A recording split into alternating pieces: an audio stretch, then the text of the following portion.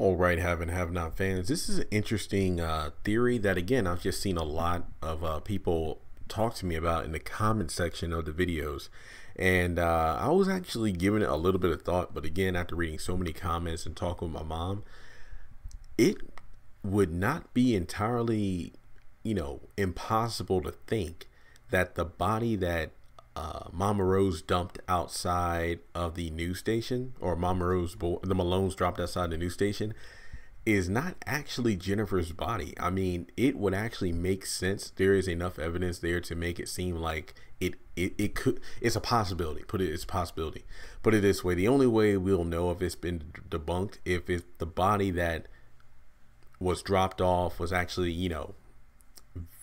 I should say, verified to be Jennifer Salsa. You know what I mean? Like, taking the body into the morgue or whatever, doing the police testing and figuring out that's exactly Jennifer Salin's body. Just because it says Jennifer Salison crier victim doesn't mean that it's Jennifer Salison crier victim, even though she was a crier victim. What I mean by this is, and most people are saying, like, well, they announced it on the news, so it has to be Jennifer. When you think about the intelligence of the police in this show, and again, this isn't about real world police, I'm talking about the haves and the have-nots, a lot of them aren't really that intelligent. Like, for example, the one guy that was at the crime scene of Amanda's death, where he immediately called it as a homicide instead of a suicide.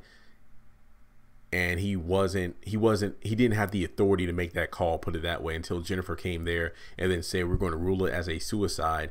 But then later on, we figure out that she was doing her own private investigating, so to speak, to determine that, look at the blood splatter. It isn't something she did herself. This is definitely a homicide, and she wants to verify it, but too bad she's dead. So we'll probably never know unless some of her colleagues are still working on the case. Not to mention, David was the only main character that Jennifer told this information to. So we'll never know if he'll divulge that information to Catherine and Jim to let them know that Jennifer was working on, their daughter's case.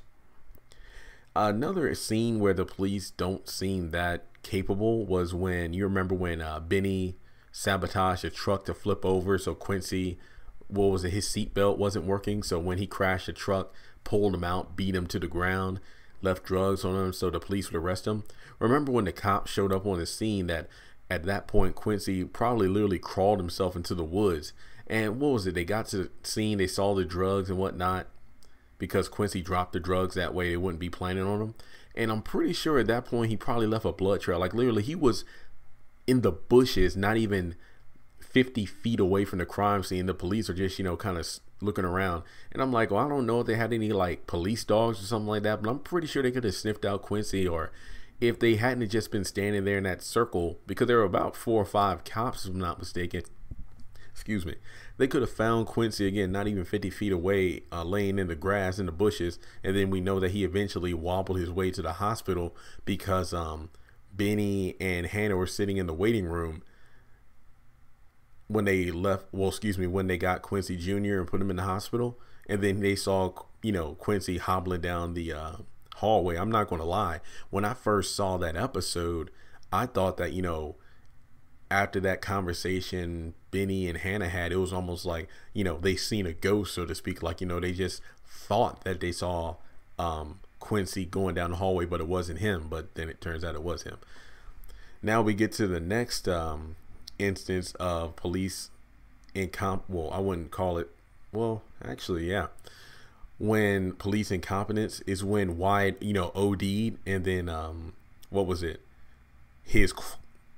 I wouldn't even call them friends, but Wyatt's party goers at the hotel, Sarandon, thought that he was dead. And then like the hotel security came and they called it as being dead. Then they called the cops and the paramedics, and then, they did their job, and then they called it as a death, but he was in a coma. So the list goes on in terms of the police being incompetent in this show for a plot convenience, so to speak.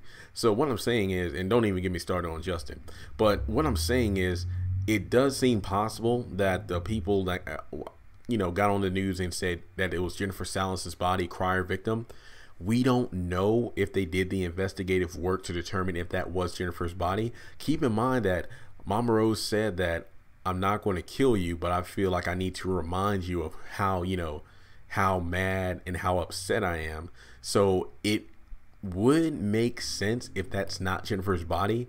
And she pretty much did this to scare Jim, just like Jim told Mama Rose to scare Candace into thinking that, you know, she was really going to be shot in order to make her realize how low down and how, you know, conniving Jim is. I feel like the same plot's going on now with Mama Rose to reinstill that authority she has with Jim, because remember, the way Mama Rose sees it is that they're not equals. It's just like, look, you scratch my back, I scratch yours, but you've run out of favors. It's just like, you know, when Jim was like, look, that's the thing, I have your back, you have mine. Like, no, it's not like that.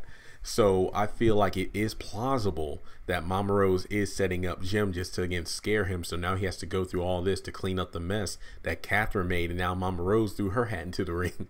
So again, I feel like the story can go either way. Maybe she still has the body, and as she said, she was going to put the body in Warlock's trunk and set him up, but Warlock has come to the restaurant. So it is plausible that if that wasn't Jennifer's body, that she is going to set things up so the body does go to her house and have the guy burn it up, just like, you know, the original plan was. So with that being said, I just wanted to get, you know, your 2 cents on this, because enough of you wanted me to talk about it. Do you think that the body that showed up at the news station was indeed Jennifer Salison?